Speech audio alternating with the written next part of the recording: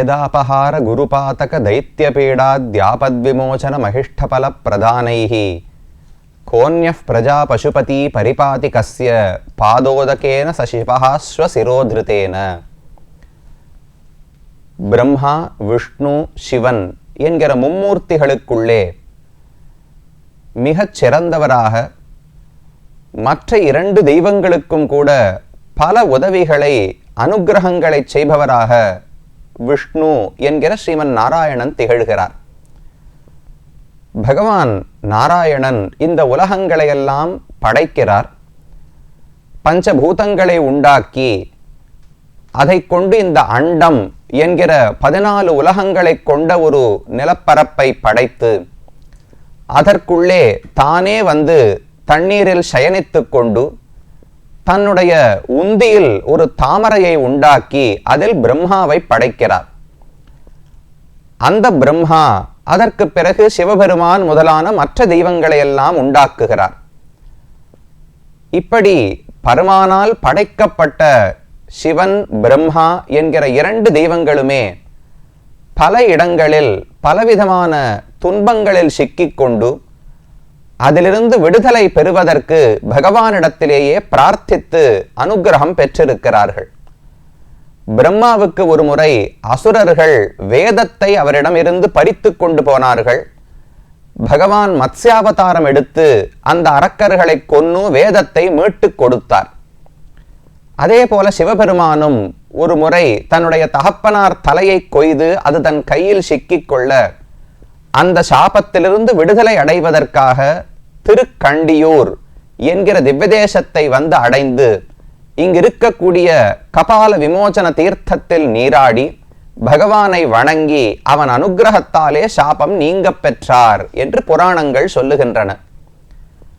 அதனால் உலகத்தில் யாருக்கு எந்த துன்பம் வந்தாலும் கண்டிப்பாக நம்மை ரட்சிப்பார் என்று நாம் ஒருவரை நம்ப வேண்டுமென்றால் அது நாராயணனைத்தான். அந்த திருத்தலத்தை தான் நாமும் தற்போது சேவித்து வருகிறோம்.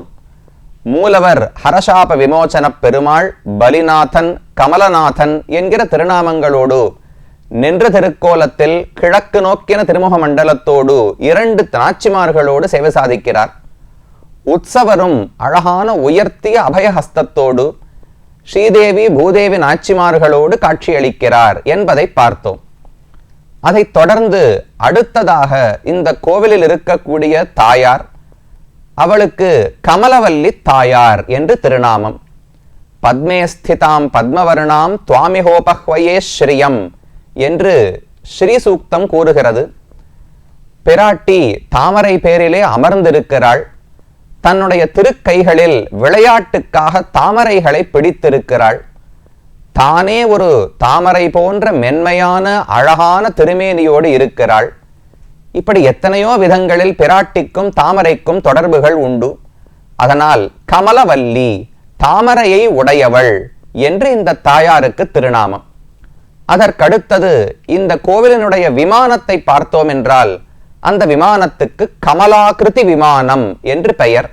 கமலம் என்றால் தாமரை, ஆகிருதி என்றால் வடிவம், தாமரையை ஒத்த வடிவத்தை உடைய விமானம். ஒரு தாமரை மொட்டித்து இருந்தால் எப்படி இருக்குமோ அதை போல்தான் விமானத்தினுடைய அமைப்பு இருக்கிறது. தாமரை எவ்வளவு அழகாக நம்மை ஈர்க்குமோ அதை போல இந்த விமானத்தை தரிசித்தாலே நம்முடைய கண்களை ஈர்த்து இதற்குள் தான் பகவான் இருக்கிறார், விரைந்து ஓடி வந்து நீங்களும் சேவிக்க வேண்டும் என்று அழைக்கும் வண்ணம் விமானம் இருக்கிறது.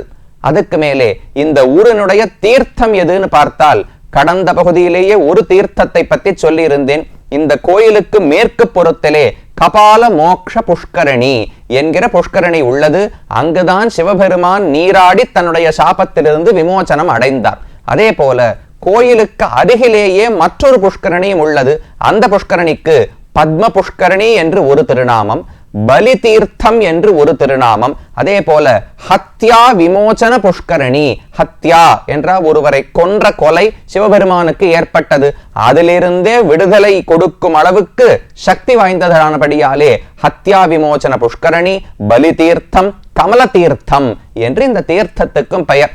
ஆக மொத்தம் எண்ணி பார்த்தீர்கள் என்றால் இந்த க்ஷேத்திரத்துக்கு பஞ்ச கமல க்ஷேத்திரம் என்கிற பெயர் ஏன் வழங்கப்படுகிறதுன்னு புரியும். திருக்கண்டியூர் கண்டன ஊர், கண்டி என்கிற சிவபெருமானோடு தொடர்பட்ட ஊர்னு பார்த்தோம். இன்னொரு பெயர் பஞ்ச கமல கஷேத்திரங்கள்னு சொல்லுவார்கள். ஊரே பல தாமரை காடுகள் நிறைந்தது.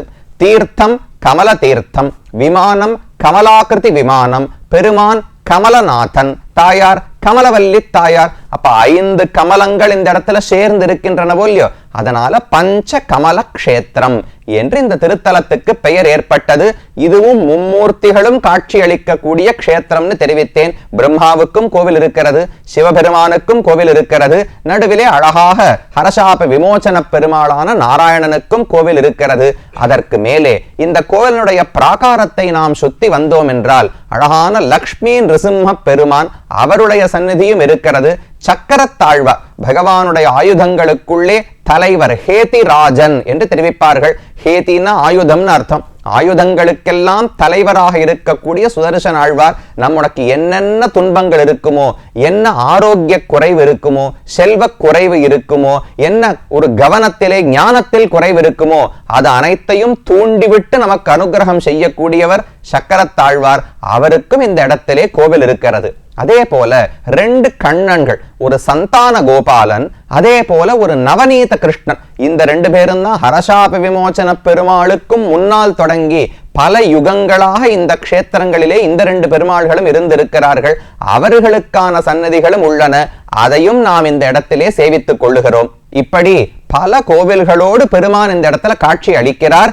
இவரை தரிசிப்பதற்காக திருமங்கையாழ்வார் தன்னுடைய குதிரை பேரிலே ஏறி, ஆடல்மா என்று திருமங்கையாழ்வாருடைய குதிரைக்கு திருநாமம், அதுல ஏறி அமர்ந்து கொண்டுதான் வடக்கே பதரீகாசிரமம் தொடங்கி தெற்கே திருப்புல்லாணி முதலான திவ்யதேசங்கள் வரை ஒவ்வொரு திவ்யதேசத்துக்கும் போய் போய் திருமங்கையாழ்வார் மங்களாசாசனம் பாடியிருக்கிறார். அதை போல இந்த திவ்யதேசம் திருக்கண்டியூர் என்கிற திவ்யதேசத்துக்கு தன்னுடைய திருக்குறுந்தாண்டகம் என்கிற திவ்ய பிரபந்தம், அதுல ஒரே ஒரு பாசுரம் 19வது பாசுரத்துல இந்த பெருமானை பற்றி பாடுகிறார்.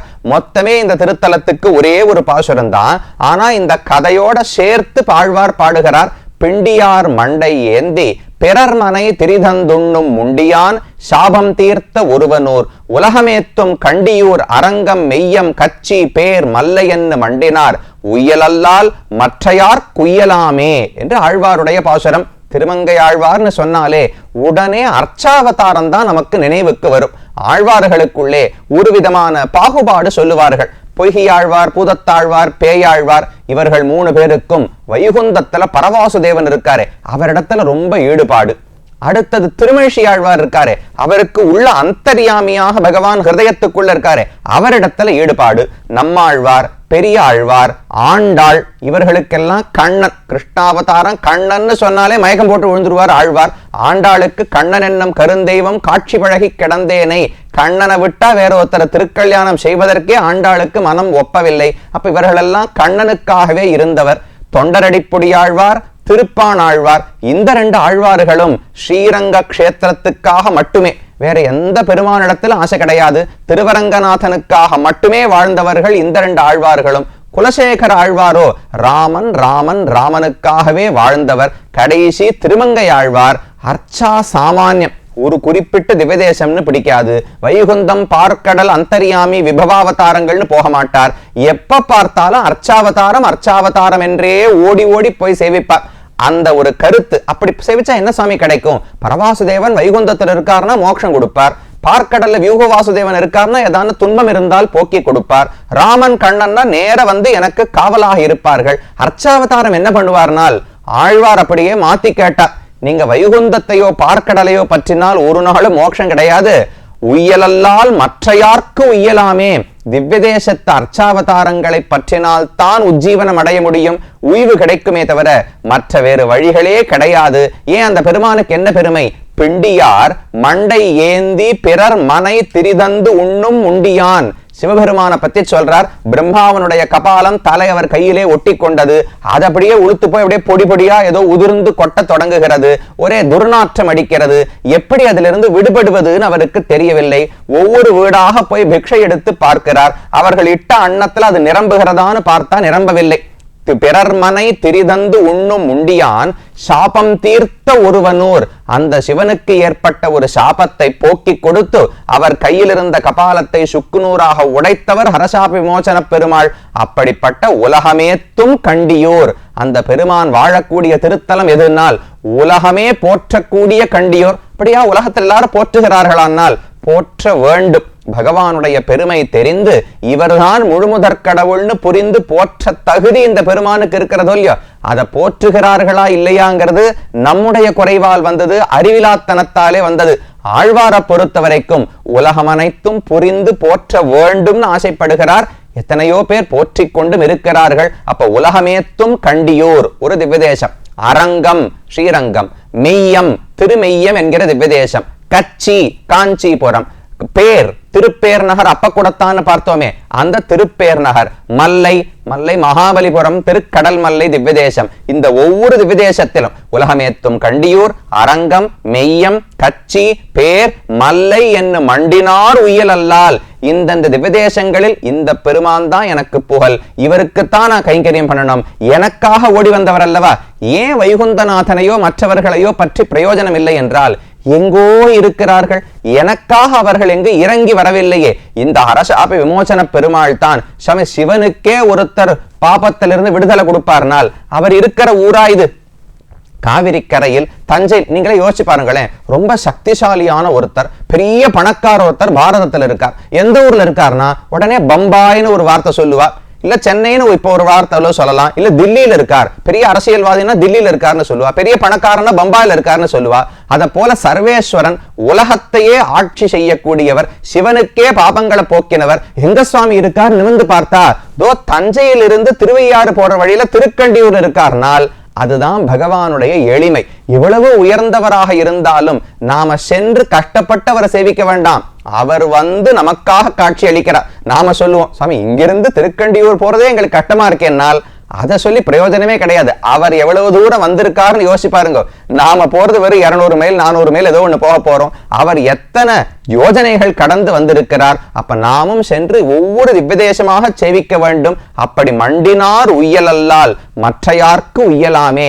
அர்ச்சாவதாரத்தில் ஈடுபட்டவர்களை தவிர வேறு யாருக்கும் உஜ்ஜீவனம் கிடையாது என்று தெரிவிக்கிறார் திருமங்கையாழ்வார். அப்படி அர்ச்சாவதாரத்தின் பெருமை. ஏன்னா விபவம் ராமனோ கண்ணனோ ஒரு 100 ஆண்டு 1000 ஆண்டு 10,000 ஆண்டு இருந்து விட்டு சென்று விட்டார்கள். இன்று வரை அவர்கள் இருக்க முடியவில்லையே. ஒரு பெரிய வெள்ளம் ஏற்படும், ஒரு நதியில வெள்ளம் ஏற்பட்டதுன்னா அதுல பெருசா பிரயோஜனமே கிடையாது. அந்த வெள்ளத்துல வந்த தண்ணீரை எங்கேயான குளத்துல தக்க வச்சுட்டா தானே பிரயோஜனம். வெள்ளத்தின் போது கட்டுப்படுத்த முடியாத அளவுக்கு அதிகமா தண்ணீர் ஓடும். அதை போலத்தான் விபவாவதாரங்கள். அதுல நாம குடிக்கிறதுக்கு தண்ணீர் எடுக்க போனோம்னா அடிச்சுட்டு போயிடுவோம், அவ்வளவுதான், நம்மால பயன்படுத்த முடியாது. ஆனா வெள்ளம் ஓஞ்ச பிறகு சின்ன சின்னதா மடுக்களில் குளங்களில் தண்ணீர் தேங்குகிறதே, அதை போலத்தான் அர்ச்சாவதாரங்கள். பின்னானார் வணங்கும் சோதின்னு ஆழ்வாருடைய பாசுரம். பிற்பட்டவர்கள் கலியுகத்தில் வாழ்பவர்களும் தரிசிப்பதற்காக பகவான் இந்த இடத்துல சேவை சாதிக்கிறார். இந்த பெருமானிடத்தே நம்முடைய கரணங்கள் நம்முடைய புலன்கள் அனைத்தையும் ஈடுபடுத்த வேண்டும். பேசவரின் தென்னரங்கன் பேரெல்லாம் பேசுகவாய், கேசவனை காண்கவிழி கேட்க செவி, ஈசனார் உண்டியூர் தோறும் உடன்று இரவாமல் தவிர்த்தான் கண்டியூர் கூப்புக கை என்று பிள்ளை பெருமாள் ஐயங்கார்னு ஒரு சுவாமி 108 திருப்பதி அந்தாதி என்று தமிழிலே பாசுரங்களை பாடியிருக்கார். அவர் சொல்றார் நம்முடைய வாய் அரங்கன் பேரத்தான் பேச வேண்டும், நம்முடைய எப்பவுமே கேசவன் காண்க விழி, பகவானத்தான் கண்ணு சேவிக்கணும், அவருடைய பெருமைகளைத்தான் காது கேட்க வேண்டும். அதே போல கை யாரை தொழ வேண்டும்னால் ஈசனார் உண்டியூர் தோறும் உழன்று இரவாமல், சிவபெருமான் ஒவ்வொரு ஊரா போய் போய் பிச்சை எடுக்க தேவை இருக்காமல் அவருடைய சாபத்தை போக்கி கொடுத்த கண்டியூர் கூப்புக கை, திருக்கண்டியூர் திவ்யதேசத்தையும் பெருமானையும் தான் கை கூப்ப வேண்டும் என்று தெரிவிக்கிறார். அப்படி உயர்ந்த திவ்யதேசத்தை நாமும் சேவித்துக் கொண்டு பகவானுடைய உயர்வை புரிந்து கொண்டோம். இனி அடுத்த திவ்யதேசத்தை நோக்கி செல்வோம்.